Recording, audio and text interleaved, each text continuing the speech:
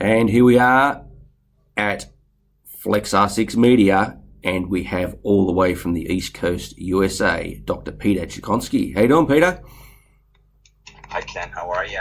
Good to talk to you again, as usual. Yeah, great to hear from you. And what are you doing on the East Coast this week? Well, we're here. We're here. We're originally from the East Coast of the United States. Been in California on the West Coast for 30 years, but migrated from here. We're in Cape Cod, Massachusetts, which is a community on the ocean in Massachusetts, about an hour away from Boston. So it's great.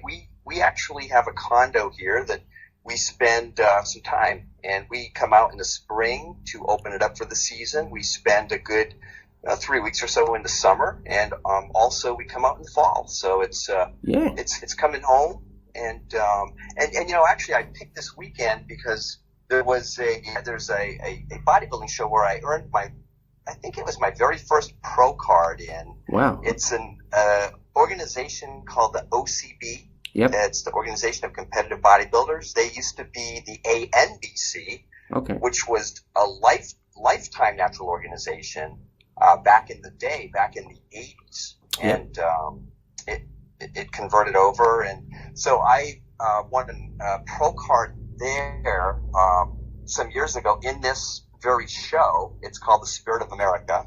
So I have lots of friends, lots of in the bodybuilding community that I like to come this weekend, since I've got to come and open it up. And went to the show today. It was a good show. Had a good time. Saw some people I know, and it's a great reunion. Yeah, wow, that's interesting. And just a bit on Cape Cod, it was made famous in 1974 by the movie Jaws. It was, and actually, a couple of little notes on that.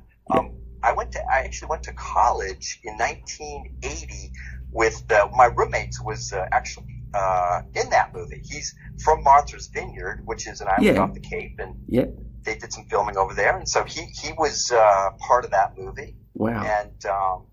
And of course, my wife grew up on Cape Cod, and I believe when she was about 3 years old, since she was born in 1970.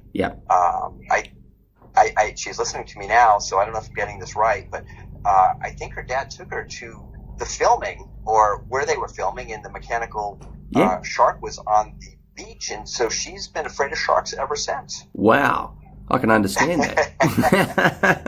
That was a big shark. When you're 3 years old. Yeah, wow. Especially. Yeah, so that's right. That's good. That's good for you. You remember that movie because, that's exciting. This is where it all took place. It did. Exactly. So we're up. Go ahead. Put you guys on the map. Yes, it did. Well, so did the Kennedys. That's true, yeah. Kennedys, President Kennedy's from Cape Cod. Yeah, wow. They still live here. The Kennedy compound is only about 5 or 6 miles from here. Wow. Where we are. So, you know, and Arnold came here and married Maria Shriver back in the day, and the wedding was here on Cape Cod. Yeah, wow. There you go. So, so, you know, and now we're here. You put the icing on the cake, yeah. Good stuff. So what are we going to talk about tonight, Peter? But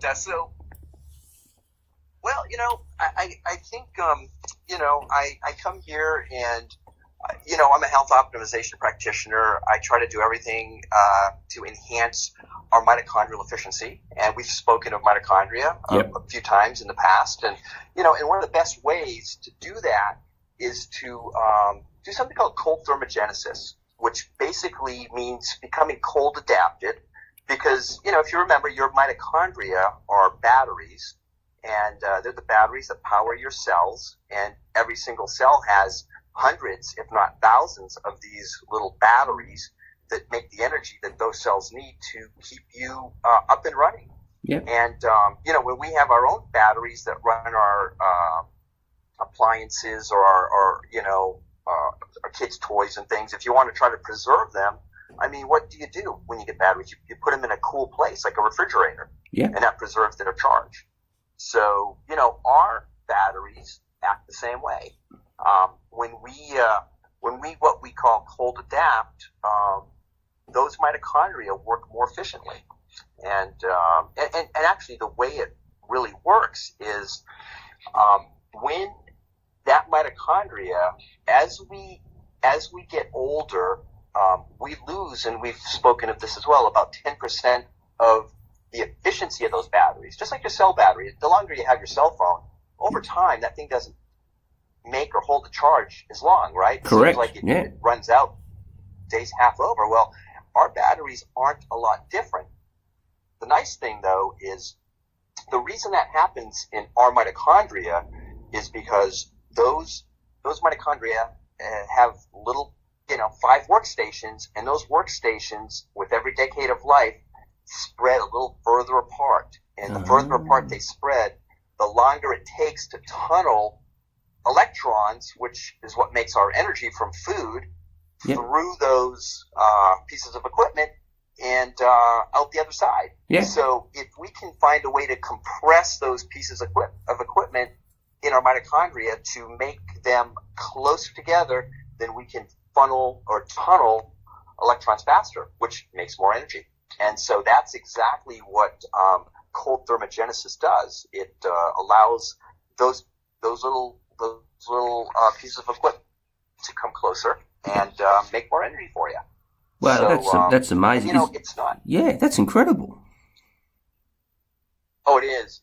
And I'll tell you, for all your listeners, there's an easy, what we call an easy start guide to get started on learning how to do this yourself.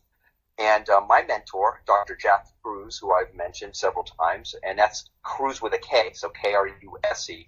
All you got to do is go and Google cold thermogenesis easy start guide, and you'll get or put Dr. Kruse cold thermogenesis easy start guide. Either way, I think it'll come up, and it'll give you a simple instructional on how to start.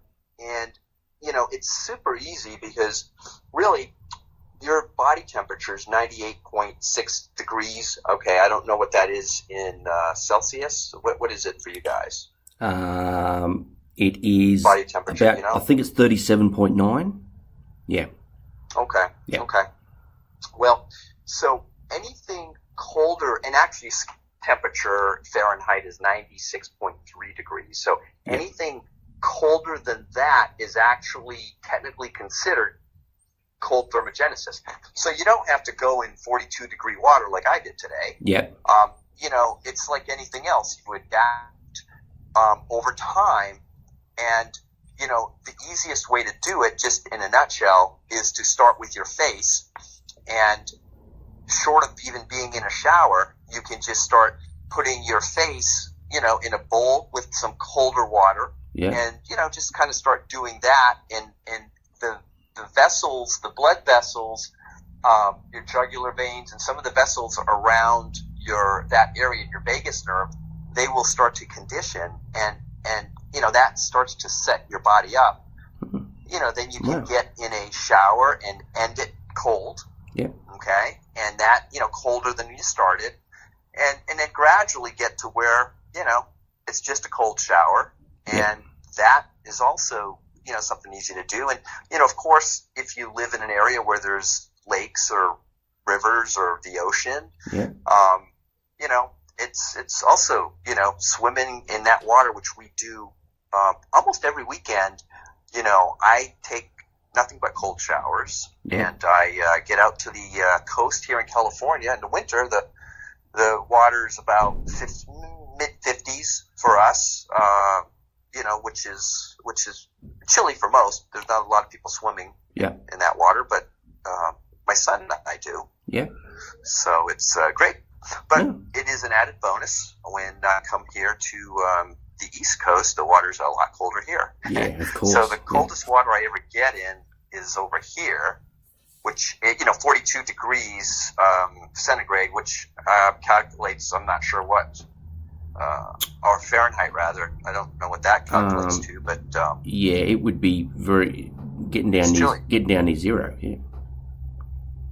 Like below 10 Celsius. So, yeah, and and I'll tell you how you can really not only do you make more energy, but you burn more fat, which I'm sure a lot of people would love to do. Yes. And the way that works is when you start to adapt or expose yourself to cold water, all the fat that we don't really like to know we have, that we see that we don't want to see, that's called white fat, right?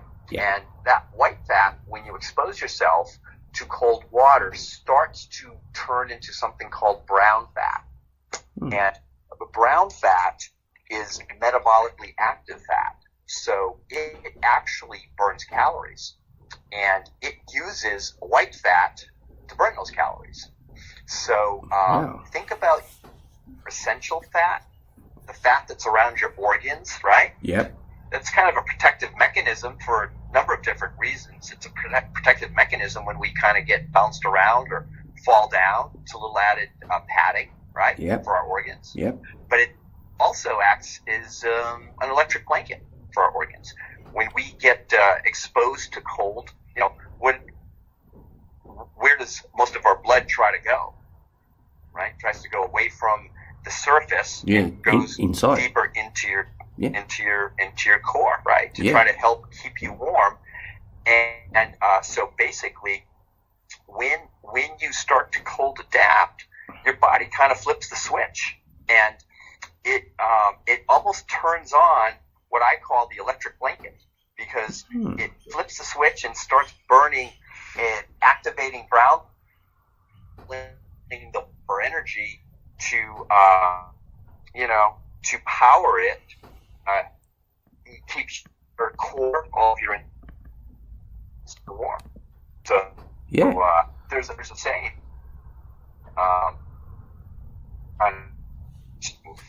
When you become cold adapted through cold thermogenesis, right, over time, when you go in cold water, when you're cold adapted, it feels like you're wearing your warm pajamas. Wow. Because you literally feel warm inside at the core, because the organs are being warmed, the electric blanket goes on. And when you put ice on your skin, you don't really feel too much after a little bit, right? Goes numb. Desensitizes. Yeah. So I can be in the 42-degree water for 10, 15, 20 minutes, and it actually feels warm. Wow. And also, you don't shiver. Wow. Yeah. Well, how long did it take you to get to that point? Well, I honestly, I started doing it, which is good, right about your time of the year. I started doing it in the late summer. Yeah. Actually, I take that back. I started doing it in the late spring, early summer in California, and of course, there's not much cold water that time of year. Yeah. So you just took what you had in the tap, and as the months go by and you get used to that water, as the temperatures change, it gradually gets cooler. So you don't really notice much of a change. The water you swim in, the water you shower in. Yep. And then by December, January for us, June, July for you, that tap water is a lot colder than is, in the hottest time of the year. Yep. And in the pipes and stuff. And so, so you kind of naturally adapt. It's a natural progression, isn't it? Yeah, it is. So it's probably a little harder to get cold adapted in the dead of summer for you guys. Or dead of winter, whatever, however you want to look at it.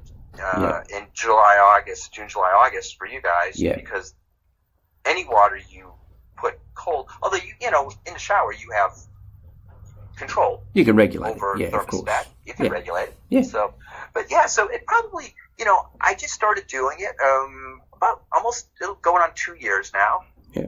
And it's amazing. It keeps you lean. It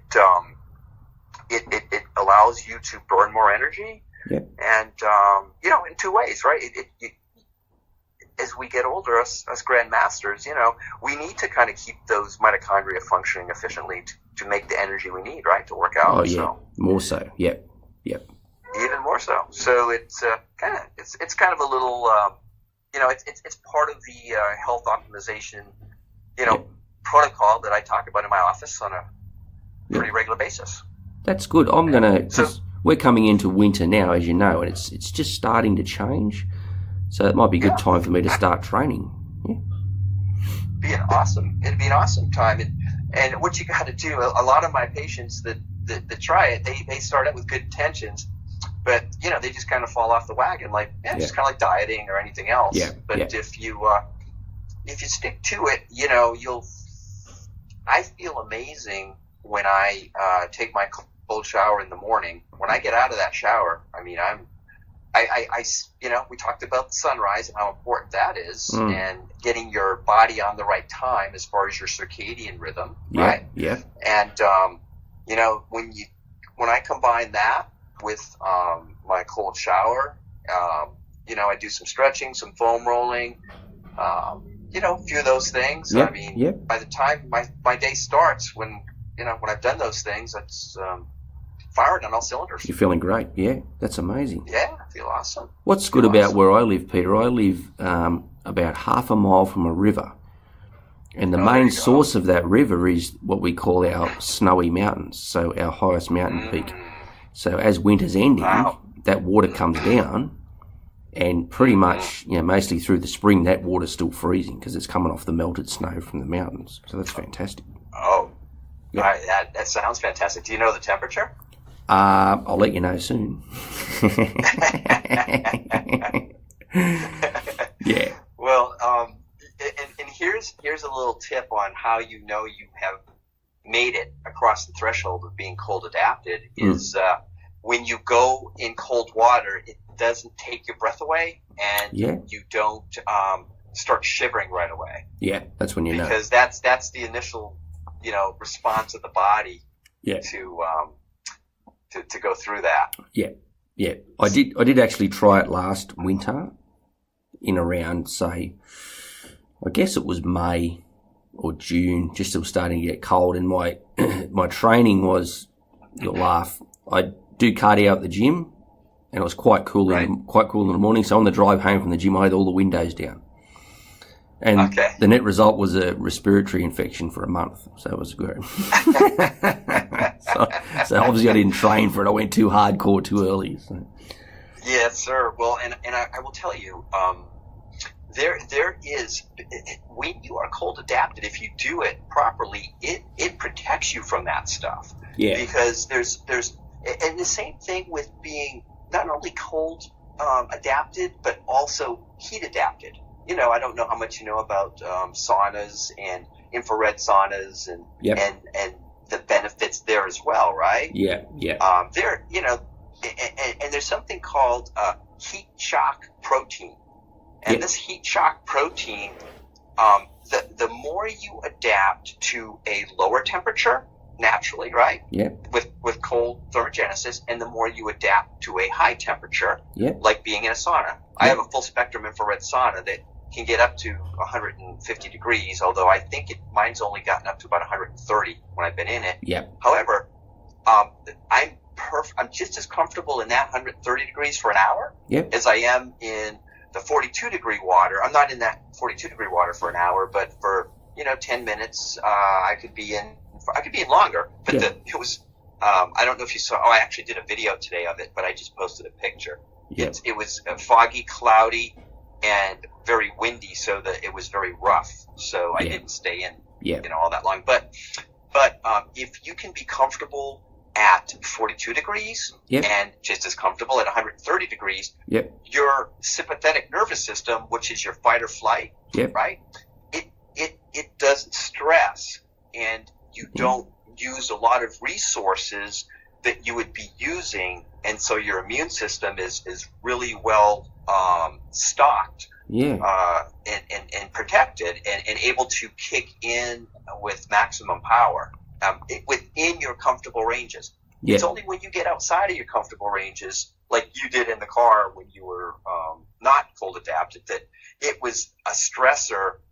And if you're cold adapted, it's not a stressor. And that's interesting, Peter, because I think I'm heat adapted.